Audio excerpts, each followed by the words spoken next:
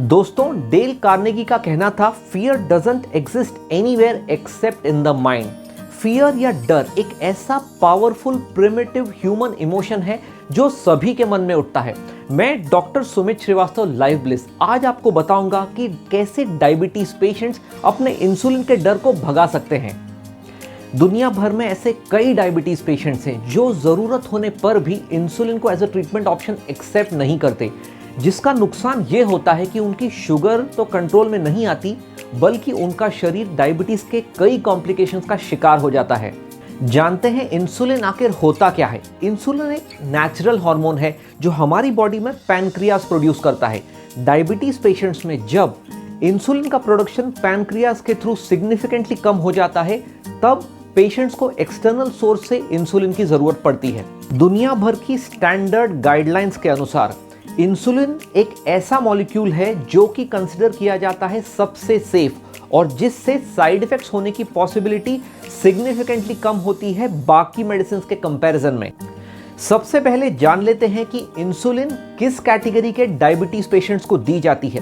पहली कैटेगरी होती है टाइप 2 डायबिटीज के वो पेशेंट्स जो ओरल टैबलेट्स के फुल डोज पर हैं, लेकिन वो फुल डोज पर होने के बाद भी उनकी शुगर पूरी तरीके से कंट्रोल में नहीं है। दूसरी कैटेगरी है सभी टाइप 1 डायबिटिक पेशेंट।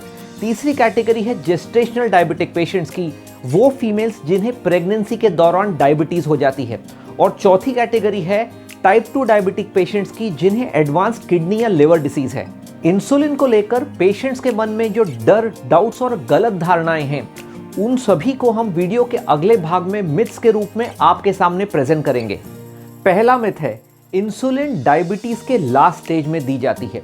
कई पेशेंट्स के मन में एक गलत धारणा है कि अगर उन्हें शुगर कंट्रोल के लिए इंसुलिन की जरूरत पड़ रही है, इसका मतलब उनका डायबिटीज एडवांस स्टेज में पहुंच गया है।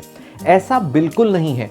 डायबिटीज पेशेंट्स में शुगर कंट्रोल के अनुसार इंसुलिन लेने का सजेशन दिया जाता है, जिसका लेना देना पेशेंट की डायबिटीज की लेवल या स्टेज से बिल्कुल नहीं है। सेकेंड कॉमन मिथ है, one started insulin will be given life long. कई बार पेशेंट्स के मन में ये गलत धारणा होती है कि अगर उन्हें शुगर कंट्रोल के लिए इंसुलिन का ट्रीटमेंट शुरू किया गया तो उन्हें उम्र भर या लाइफ लॉन्ग लेना पड़ेगा। ये बात हमेशा सच नहीं होती। एक सिग्निफिकेंट चंक ऑफ पॉपुलेशन होता है स्पेसिफिक कैटेगरी का, जिन्हें इंसुलिन कुछ दिनों से, कुछ हफ्तों से, कुछ महीने के अंतर पर दी जाती है।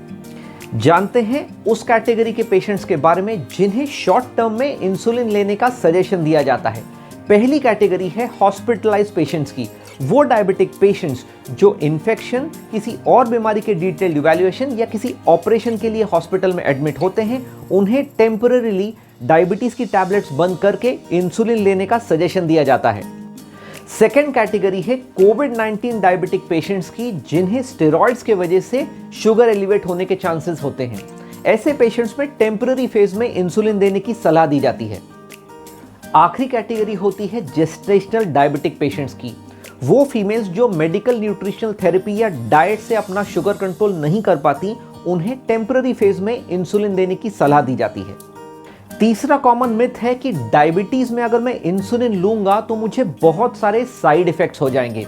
ये पूरी तरीके से गलत धारणा है।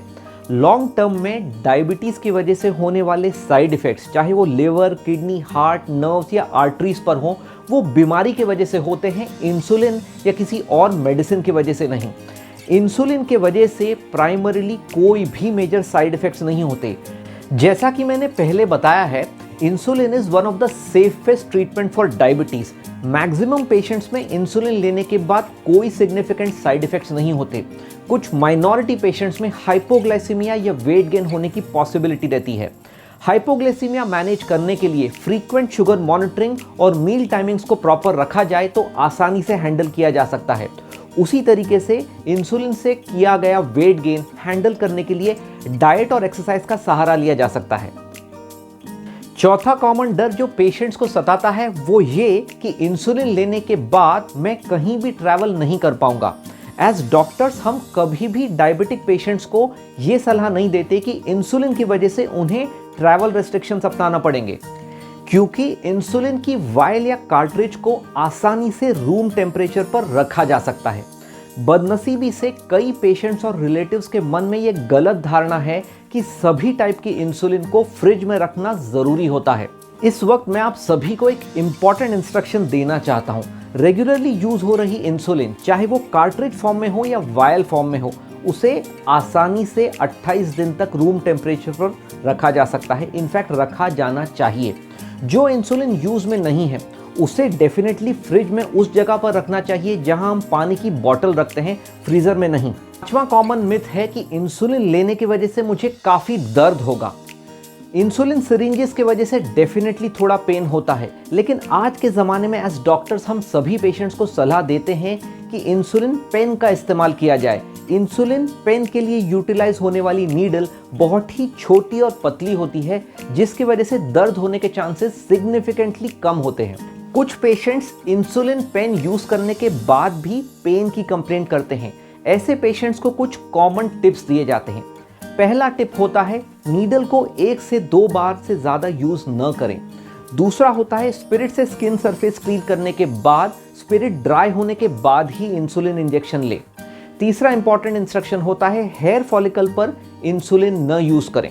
2 एडिशनल टिप्स जो पेशेंट्स को दी जाती हैं वो ये कि फ्रिज से निकाली हुई ठंडी इंसुलिन का इस्तेमाल न करें, रूम टेम्परेचर पर रखने के बाद ही उसे यूज़ करें। और पेन से अगर पूरी तरीके से बचना है तो इंसुलिन पंप का भी इस्तेमाल किया जा सकता है। फ्रेंड्स, ये वो कॉमन मिथ्स और डाउट्स हैं जो पेशेंट्स और रिलेटिव्स के मन में इंसुलिन इनिशिएशन के वक्त आते हैं, और इन सभी डाउट्स का अगर प्रॉपर और टाइमली क्लैरिफिकेशन न दिया गया तो वो एक डर का रूप धारण कर लेते हैं। मैं आप सभी को यही सलाह दूंगा कि इंसुलिन इनिशिएशन के वक्त शुरुआती दौर में ही अपने डॉक्टर से सभी डाउट्स को क्लियर करवा लें और व्हाट्सएप, यूट्यूब, फेसबुक के किसी नॉन ऑथेंटिक सोर्स या अपने फ्रेंड और रिलेटिव की कही सुनी बातों में न आएं। कुछ क्लिनिक्स और हॉस्पिटल्स में डायबिटिक एजुकेटर्स होते हैं जो शुरुआती तौर में पेशेंट्स और रिलेटिव्स की हैंड होल्डिंग करके एक डिटेल गाइडेंस देने में मदद करते हैं। हमारे लाइफ ब्लिस क्लिनिक में भी डायबिटिक एजुकेटर्स पेशेंट को एक डिटेल्ड इंसुलिन काउंसलिंग करते हैं, जिनकी वजह से उनके मन के मैक्सिमम डाउट्स क्लियर हो जाते हैं। फ्रेंड्स, किसी ने क्या खूब कहा है, फियर का फुल फॉर्म है फॉल्स एविडेंस अपीयरिंग रियल।